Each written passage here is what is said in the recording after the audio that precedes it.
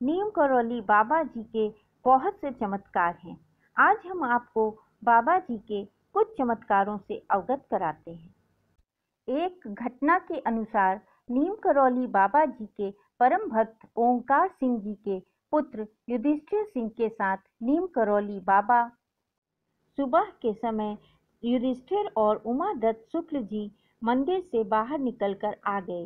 एक दिन पहले जब भूमियाधार आए थे तो युधिष्ठिर ने अपना कोट एक चट्टान पर रख दिया था। युधिष्ठिर ने जैसे ही अपना कोट चट्टान से उठाया तो उसी समय कोट के नीचे बैठे हुए एक काले नाग ने डस लिया। युधिष्ठिर चिल्लाते हुए कि सांप ने काट लिया मंदिर की तरफ भागे, लेकिन कुछ देर में वो बेहोश होकर गिर गए और उनका पूरा शरीर नीला पड़ गया। कुछ लोग मिलकर उनको मंदिर के पास ले आए। तभी नीम करौली बाबा जी ने जोर से कहा, युधिष्ठिर मर गया है, उसके पिता को बता दो। थोड़ी ही देर में नीम करौली बाबा जी ने ब्रह्मचारी बाबा से कहा, युधिष्ठिर को गर्म चाय पिलाओ। सभी लोगों ने चाय पिलाने का प्रयास किया, परंतु वो मूर्छित हो गए थे। तभी नीम करौली बाबा जी ने युधिष्ठिर से डांट कर कहा, चल उठ जा, गाड़ी में बैठ और हमको रानी खेत ले चलो। नीम करौली बाबा जी की बात सुनकर वहां पर सभी लोग आश्चर्यचकित हो गए। फिर युधिष्ठिर के साथ बाबा जी गाड़ी में बैठ गए और बाबा जी के कहने पर युधिष्ठिर गाड़ी चलाने लगे। बाबा जी युधिष्ठिर से बार बार कह रहे थे कि गाड़ी तेज चला, परंतु विष के असर की वजह से उनको नींद आ रही थी।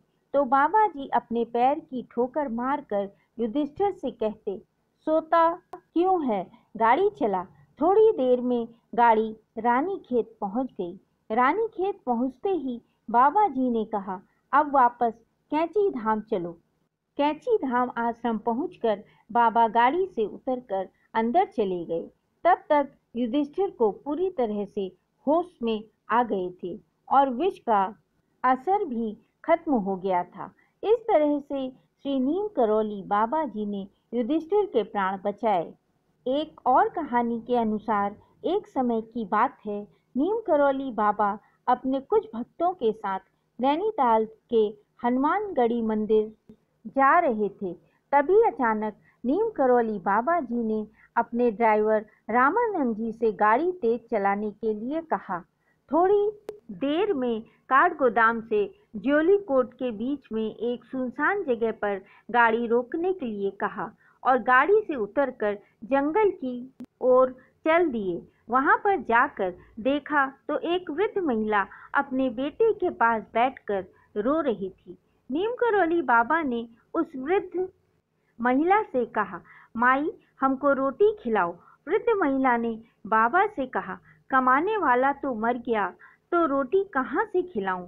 ये बात कह कर वो महिला रोने लगी। कुछ दिन पहले एक सांप ने उसके बेटे को डस लिया था, जिससे उसके बेटे की मृत्यु हो गई थी। उस महिला का अब कोई सहारा नहीं था। तभी नीम करौली बाबा जी ने उससे कहा, तू रो मत, तेरा बेटा मरा नहीं है, वह जीवित है।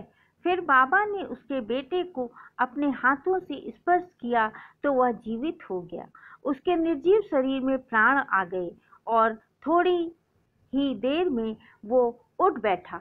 नीम करौली बाबा जी ही एक ऐसे संत थे जो मरे हुए को जीवित कर देते थे। एक और कथा के अनुसार नीम करौली बाबा जी के भक्तों में एक बुजुर्ग दंपति भी थे जो फतेहगढ़ में रहते थे। यह बात 1943 की है। एक दिन की बात है, नीम करौली बाबा जी एक दिन इन बुजुर्ग दंपति के घर आए और कहने लगे कि आज की रात हम तुम्हारे घर पर ही रहेंगे। बाबा की बात सुनकर दोनों बहुत खुश हुए, लेकिन वो दोनों सोचने लगे कि अब बाबा जी को खाने में क्या देंगे। फिर जो कुछ भी उन लोगों के पास में था वो उन लोगों ने बाबा जी के समक्ष रख दिया। नीम करौली बाबा जी खा पी कर कंबल ओढ़ कर सो गए। दोनों बुजुर्ग दंपति भी एक कमरे में सोने चले गए। रात को अचानक से बाबा जी के कराहने की आवाज आने लगी। दोनों बुजुर्ग दंपति बाबा जी के कराहने की आवाज सुन रहे थे और सोच रहे थे कि बाबा जी को क्या हो गया है। यह सोचकर उन दोनों को पूरी रात नींद नहीं आई।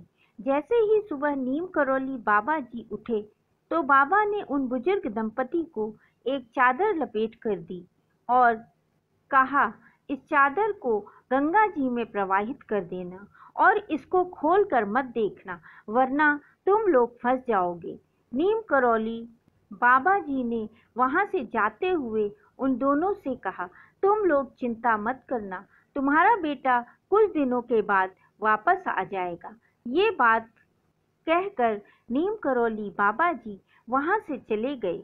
बाबा जी की दी हुई चादर लेकर जब वो दोनों नदी की तरफ जा रहे थे तो उन लोगों को ऐसा लगा कि चादर के अंदर कोई भारी चीज रखी हुई है, लेकिन उन लोगों ने चादर नहीं खोली क्योंकि बाबा ने चादर खोलने के लिए मना किया था। फिर उन दोनों ने चादर को उसी तरह नदी में प्रवाहित कर दिया और घर वापस आ गए। उसके 1 महीने के बाद बुजुर्ग दंपति का इकलौता पुत्र बर्मा से लौट आया, जो ब्रिटिश फौज में सैनिक था और द्वितीय विश्व युद्ध के समय बर्मा पर तैनात था। अपने बेटे को देखते ही दोनों बुजुर्ग दंपति बहुत खुश हो गए। उनके पुत्र ने बताया कि महीने भर पहले उसको दुश्मन की फौज ने घेर लिया था। फिर रात भर गोलीबारी होती रही और हमारे सारे साथी मारे गए, लेकिन मैं कैसे बच गया ये मुझे नहीं पता और उस गोलाबारी में मुझे एक भी गोली नहीं लगी। रात भर मैं दुश्मनों के बीच में रहा। फिर सुबह ब्रिटिश फौज के आने पर मेरी जान बची। रात भर वह जापानी दुश्मनों के बीच में अकेला बच गया। यह उसी रात की बात थी जब नीम करौली बाबा जी बुजुर्ग दंपति के घर पर आकर रुके थे। इस तरह से नीम करौली बाबा जी ने बुजुर्ग दंपति के बेटे की दुश्मनों से जान बचाई। जय श्री नीम करौली बाबा जी। अगर आप हमारे चैनल पर नए हैं तो बाबा के भक्त AS चैनल को लाइक करें, शेयर करें और सब्सक्राइब करना ना भूलें।